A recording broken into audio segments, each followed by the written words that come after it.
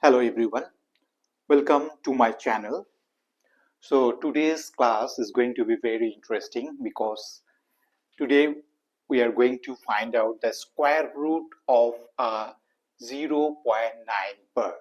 Why this class is going to be very interesting? Because this is a number which is non-terminating, but repeated decimal expansions.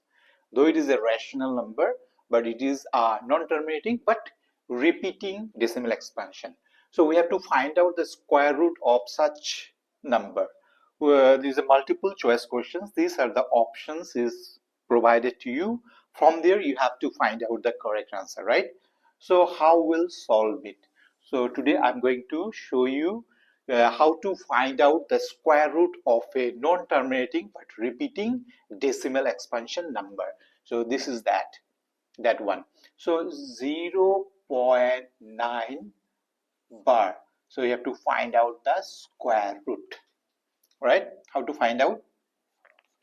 So if we wanted, if we remove this bar, then bar means is repeating. 9 is repeating here.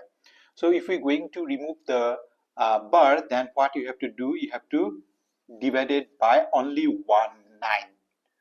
That is the rule I have already explained in my previous videos also.